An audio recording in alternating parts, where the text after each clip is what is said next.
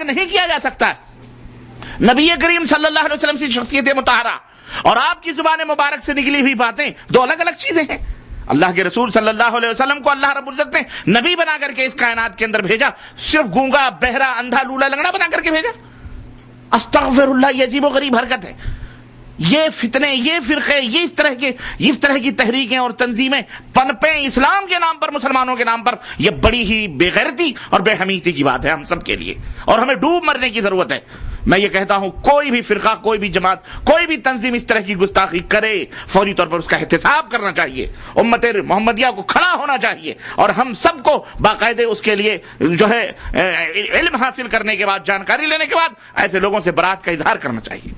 نبی کریم صلی اللہ علیہ وسلم کی وہ شان, اللہ تبارک تعالیٰ نے اپنے نبی صلی اللہ علیہ وسلم کو بھیجا اس دنیا کے اندر کس لیے بھیجا, اس کے مقاصد, اس بھیجنے کے جو اسباب ہیں, وجوہات ہیں, وہ تمام کے تمام قرآن کریم کے اندر موجود ہیں. یہ قرآن پڑھنے والے کہتے ہیں ہم قرآن پڑھتے ہیں اور قرآن ہی سے بے بلد اور بے بہرا ہے. اور سچ کہا ہے کسی شاعر نے کہ خدا جب دین لیتا ہے تو عقلیں چھین لیتا ہے. خدا جب دین لیتا ہے تو عقلیں چھین لیتا ہے. عجیب و غریب حیرت کی بات ہے. تو میں نے بتایا کہ یہ فرقہ انفرادی طور پر ان کے ابا حضور نبی کے زمانے میں پیدا ہو چکے تھے. کہا کہ انصاف کرو. اللہ کے رسول صلی اللہ علیہ وسلم نے فرمایا اگر میں انصاف نہیں کروں گا تو پھر کون انصاف کرے گا؟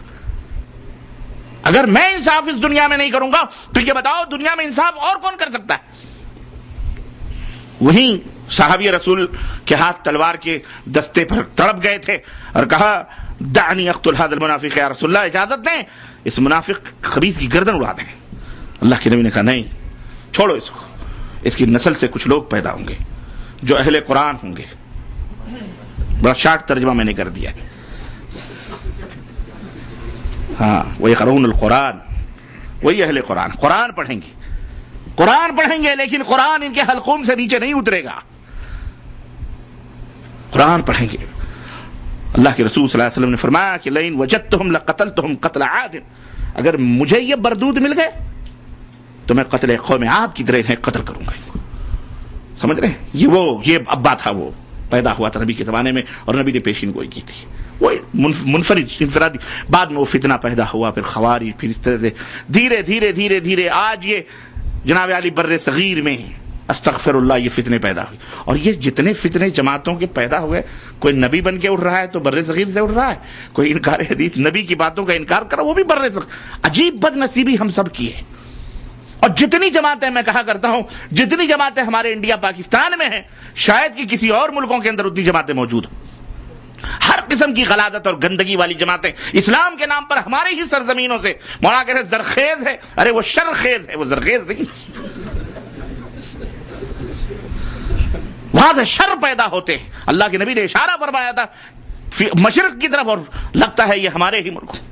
لیکن بہرحال المہم زمینیں کسی کے پیدا ہونے سے شر اور خیر نہیں ہوتی, شخصیتیں شر اور خیر ہوتی ہیں. بہرحال کہنے کا مطلب یہ ہے کہ میرے عزیزوں, میرے دوستوں, اس وقت ہمیں بیدار ہونے کی ضرورت ہے. ہمیں بیدار ہونے کی ضرورت ہے اور ہمیں سمجھنے کی ضرورت ہے. آج حدیث کہہ کے جب ہم حدیث کہتے ہیں تو ہمیں الٹا تانا دیا جاتا ہے, بڑا آیا حدیث پہ عمل کرنے والا. یہ تو پرویزی گروپ ہے, یہ تو چکڑالوی گروپ ہے, 14ویں صدی کی یہ پیداوار. اس سے پہلے بھی پیدا ہوتے رہے لوگ, شکوک و شبہات پیدا کرتے رہے, اور اس طرح سے دھیرے آج یہ ہماری اپنی چور دروازے کھولے ہیں جو ہم نے اپنے آپ کو اہل سنت والجماعت کا ٹائٹل لگا کر کہ ہم ہیں سنت والے. اور ہم نے جو چور دروازے کھولے, ان چور دروازوں سے یہ سارے چور پہلے سے بیٹھے تھے کہ کہاں سے دروازہ کھلے گھسیں. میں کہا کرتا ہوں کہ لوگ کہتے ہیں قادیانی کافر ہے, میں کہتا ہوں قادیانی ہی کافر کیوں ہے. اور ان کے لیے ایک مثال دیا کرتا ہوں کہ ایک بڑھیا تھی, اس کے گھر میں چور داخل ہوا, 4 چور داخل ہوئے. کتنے چور؟ 4 چور داخل ہوئے. اب بڑھیا جو ہے کسی وجہ سے جاگ گئی. کسی چور نے کہا کہ وہاں پھرنی رکھی ہوئی تھی, میٹھی چیز رکھی ہوئی تھی, دودھ وغیرہ. تینوں نے کہا, اس نے کہا, ایک نے کہا تم لوگ چوری کرو, میں بٹورو سامان. یار یہ شکر رکھی ہوئی ہے, یہ دودھ رکھا ہوا ہے, سب کچھ رکھا ہوا, میں ذرا پھرنی بناتا ہوں, کھاتے پیتے چلیں گے. چنانچہ اس نے اتنی دیر میں پھرنی تیار کر لی, ہے نہیں, وہ تیار کر لی. اس کے بعد میں اسے جب کھانے لگے کہنے لگے یار یہ بڑھیا بھی لیٹی, اس کے بھی ہاتھ پہ رکھ دو. بدماش نے اس کے ہاتھ پہ رکھ دیا گرم پھرنی. بڑھیا جاگ گئی, چلانے لگی چور چور چور. اب کہاں جائیں؟ تو کوئی اوپر چڑھ گیا, کوئی ادھر کونے میں گھس گیا, کوئی ادھر کونے میں گھس گیا, کوئی ادھر کونے میں گھس گیا. ایک جا کے اوپر بیٹھ گیا. بڑھیا جب بیدار ہوئی, محلے کے لوگ آئے, کہنے کہ اماں کیا ہوا, کیا ہوا, کیا چوری ہوئی؟ بولے بس بابا کیا ہوا, اماں کیا ہوا؟ بولے بس اوپر والا جانے. کہا چوری کیا ہوئی, چور جو چورا؟ بولے اوپر والا جانے. بولے آخر گھر سے گیا کون سا مال تمہارا؟ بولے اوپر والا جانے. اب اوپر والا جانے, اوپر والا چور وہیں سے تڑپا, کہتا وہ نہ جانے جو کونے میں کھڑا ہے, وہ نہ جانے جو تیری چارپائی کے نیچے گھسا ہوا ہے, وہ نہ جانے جو فلانے کوٹھلے کے پیچھے چھپا ہوا ہے, سارا اوپر والا جانے, اوپر والا جانے, اوپر والا جانے. ہاں سارا سب وہی چور, پورا ایک کو چور بنا دیا, باقی سارے شاہ بن کر کے وائٹ کلر گھوم رہے. قادیانی کافر, قادیانی کافر, قادیانی کافر. کیوں کافر ہوا وہ, کیوں کافر ہوا؟ اگر وہی جرم آپ کریں, ہم کریں, تو ہم شاہ, اور وہی جرم غلام احمد قادیانی کریں تو بہت بڑا امین, وہ بہت بڑا کافر ہے وہ. نہ, تلک اذن قسمۃ ضیزہ. حکم ہوگا سب کے اوپر یکساں ہوگا, شعوری غیر شعوری بعد میں تفریقات ہوں گی. اس لیے میرے عزیزو, مداہنت مجاملت کی بات نہیں ہے, حق اپنی جگہ واضح ہے. ہاں, اللہ کے رسول صلی اللہ علیہ وسلم نے فرمایا ترکتکم علی المحجۃ البیضاء لیلها کنہارها لا یزیغ عنها الا ہالک. میں نے تمہیں ایک ایسی شاہراہ پہ چھوڑا ہے کہ جس کی راتیں بھی دن کی طرح روشن ہیں. ان راہوں سے وہی گمراہ ہو سکتا ہے, وہی بھٹک سکتا ہے جس کا مقدر ہلاک اور برباد ہونا ہو. اس لیے میں علماء کرام سے, دعات کا ایک عظیم طبقہ یہاں موجود ہے, میں کہوں گا کہ آج امت کو صحیح اور حق بات بتلانے کی ضرورت ہے, واضح کرنے کی ضرورت ہے. ورنہ اگر یہ شرک اور بدعت اور اس طرح کے وسوسوں میں مر گئے, اللہ کی قسم تم مجرم قرار پاؤ گے. اگر کوئی ڈاکٹر یہ جانتا ہے کہ یہ کینسر کا مریض ہے, اس کے باوجود بھی اس کا علاج نہیں کرتا, اس کے باوجود بھی اس کے مرض کی نشاندہی نہیں کرتا ہے, اور اسے مختلف قسم کی دوائیاں دے کر کے اسے تسلی دیتا ہے کہ نہیں تو صحت مند ہے, اگر وہ مر گیا تو بتاؤ ڈاکٹر قاتل ہے کہ نہیں قاتل ہے؟ اس امت کے قاتل وہ علماء ہوں گے جو حق کو جان کر کے چھپاتے ہیں. اللہ کے نبی نے صلی اللہ علیہ وسلم نے فرمایا ہے کہ حق کو جانتے ہوئے اگر کوئی علم کو چھپاتا ہے, قیامت کے دن اس کے منہ میں جہنم کے انگار کے لگام پہنائے جائیں گے.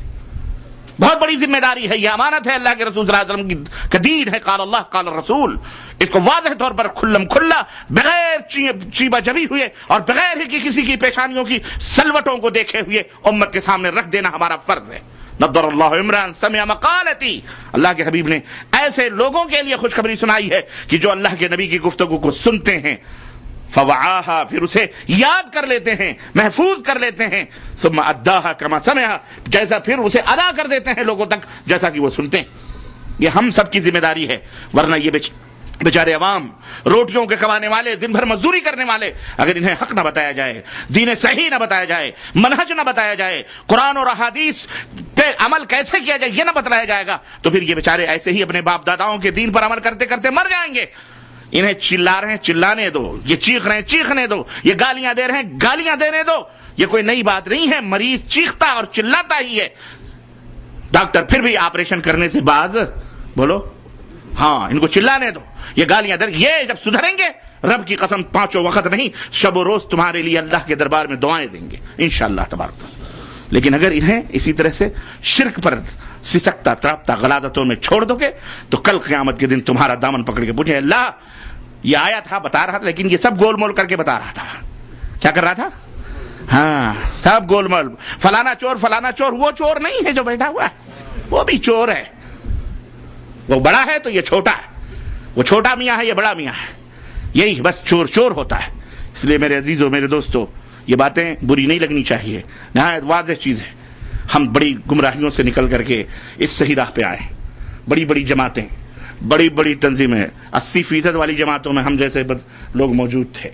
لیکن کیا تھا, دھوبی کا کتا نہ گھر کا نہ گھاٹ کا. کبھی اس